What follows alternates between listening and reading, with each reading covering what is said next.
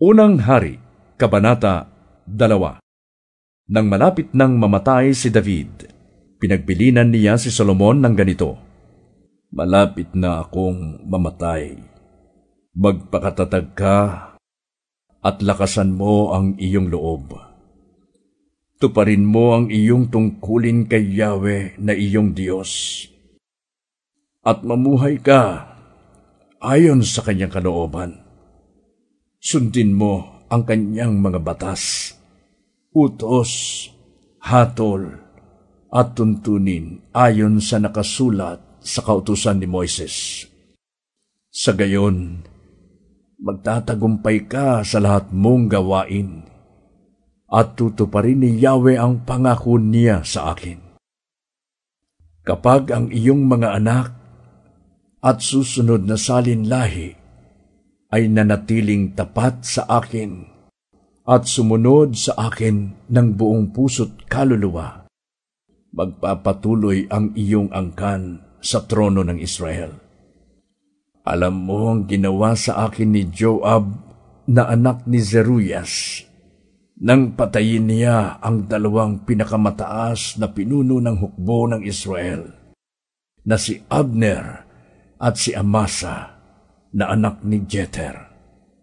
Sa pagpatay niya sa dalawang ito, ipinaghiganti sa panahon ng kapayapaan ang dugong dumanak sa panahon ng digmaan.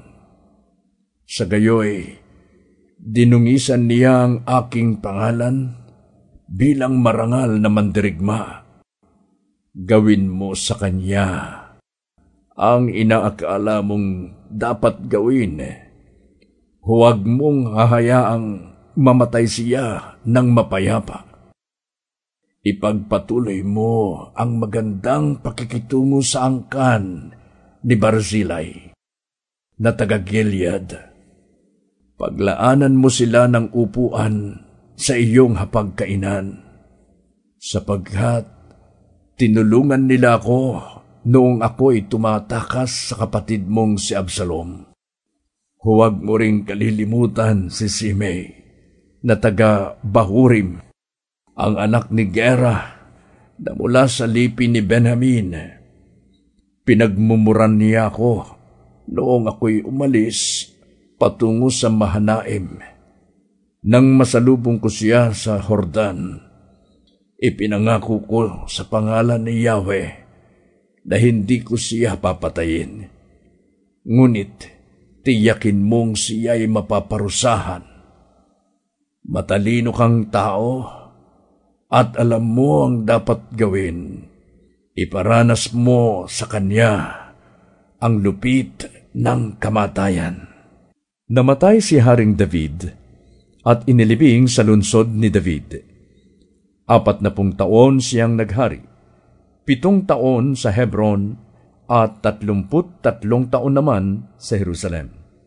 Kaya't nang maupo na si Solomon sa trono ni David bilang bagong hari, matatag na ang kanyang kaharian.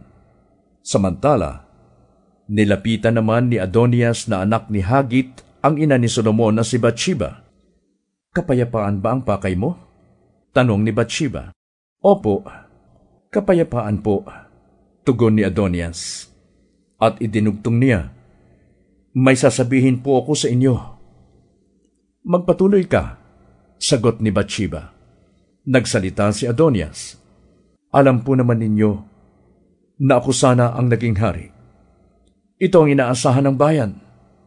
Ngunit nawala sa akin ang korona at napunta sa aking kapatid, sapagkat iyon ang kagustuhan ni Yahweh. Mayroon po akong hihilingin sa inyo. Huwag ninyo sanang ipagkakait sa akin." "Sabihin mo," wika uli ni Bathsheba. At nagpatuloy si Adonias, "Alam ko pong hindi siya makakatanggi sa inyo. Maaari po bang hingin ninyo sa Haring Solomon na ipagkaloob sa akin na maging asawa ko si Abisag, ang dalagang taga-Sunem?" "Sige, kakausapin ko ang hari," sagot ni Bathsheba.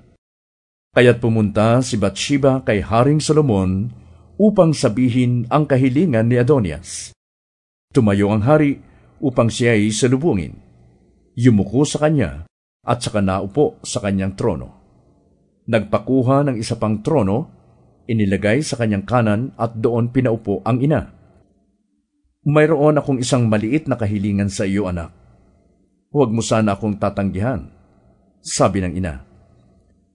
Sumagot ang hari, Mahal kong ina, sabihin ninyo. Alam ninyong hindi ko kayo matatanggihan. Kaya't nagpatuloy si Batsheba. Ipahintulot mong si Abisag, ang dalagang taga-Sunem, ay maging asawa ng kapatid mong si Adonias. Sumagot si Haring Solomon sa kanyang ina, At bakit po ninyo hiniling si Abisag para kay Adonias? Bakit hindi rin ninyo hilinging ibigay ko sa kanya ang trono, sapagkat siya ay nakatatanda kong kapatid, at ang paring si Abiatar, pati si Joab na anak ni Zeruyas, ay nasa kanyang panig. Nanumpa noon si Haring Solomon, Parusahan nawa ako ni Yahweh, kapag hahayaan ko pang mabuhay si Adonias, dahil sa ginawa niyang ito.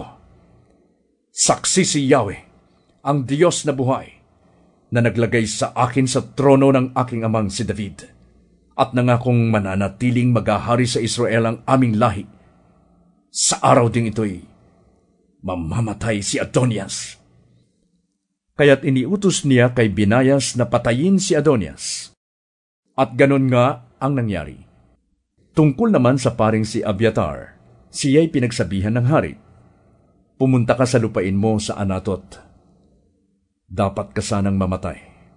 Ngunit hindi kita ipapapatay sa araw na ito, alang-alang sa pangangasiwa mo sa kaban ng tipan ng Panginoong Yahweh, nang kasama ka pa ng aking amang si David, at sa pakikisama mo sa kanya sa mga hirap na kanyang dinanas. Ngunit tinanggal ni Solomon si Abiatar sa pagkapari ni Yahweh. Sa gayong paraan, natupad ang sinabi ni Yahweh sa Shilo tungkol sa angkan ni Eli. Ang lahat ng ito'y nabalitaan ni Joab, sapagkat pumanig siya kay Adonias, kahit hindi siya pumanig kay Absalom. Kaya't nagtago siya sa tolda ni Yahweh at kumapit sa mga sungay ng altar. Nang malaman ni Haring Solomon na nagtago si Joab sa tolda ni Yahweh sa tabi ng altar, pinapunta roon si Binayas upang siya'y patayin. Pumunta nga si Binayas sa tolda ni Yahweh at tinawag si Joab. Iniutos ng hari na lumabas ka riyan. Ngunit sumagot si Joab, Hindi ako lalabas dito. Dito ako mamamatay. At sinabi ni Binayas sa hari ang sagot ni Joab. Kaya't iniutos ng hari, Gawin mo ang sinabi niya. Patayin mo siya at ilibing. Sa gayon, aalisin mo sa lahi ng aking ama ang sumpa sa pagpatay ng mga walang sala. Siya na rin ang sisisihin ni Yahweh sa kanyang sariling pagkamatay, sapagkat pumatay siya ng 2 lalaking higit na mabuti kaysa kanya, si Abner at si Amasa na anak ni Jeter.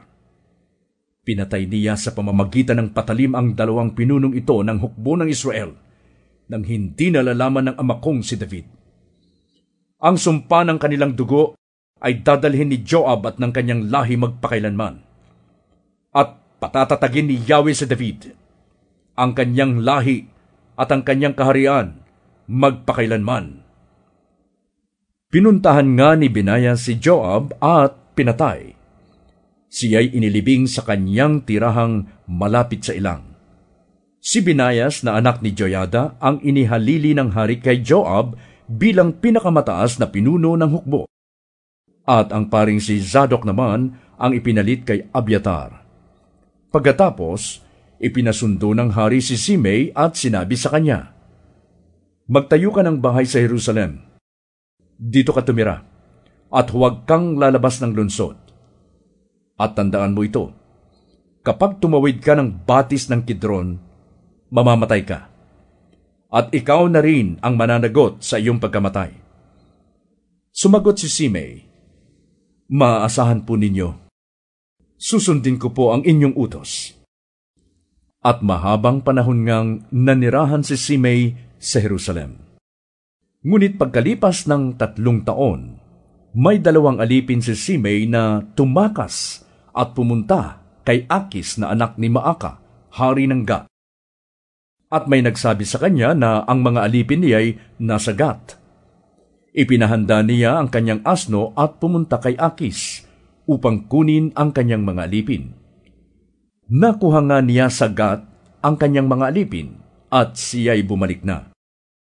Nabalitaan ni Solomon na si Simei ay umalis ng Jerusalem at nanggaling sa Gat. Ipinatawag siya ng hari at sinabi sa kanya, "Hindi ba pinanumpa kita sa pangalan ni Yahweh at binalaan pa kita na mamamatay ka kapag nagpunta ka ng ibang lugar? Di ba't ang sagot mo'y susunod ka? Bakit hindi mo iginalang ang sumpa mo kay Yahweh at ang utos ko sa iyo?" At idinagdag pa ng hari, "Alam mo ang mga kasamaang ginawa mo sa aking amang si David. Ngayon, sa iyong ulo, ibinabagsak ni Yahweh ang lahat ng iyon. Ngunit pagpapalain niya si Haring Solomon, at sa tulong niya ay magiging matatag ang kaharian ni David." Iniutos ng hari kay Benayas na patayin si Simei, at ganoon nga ang nangyari, kaya't naging lubusang matatag ang paghahari ni Solomon.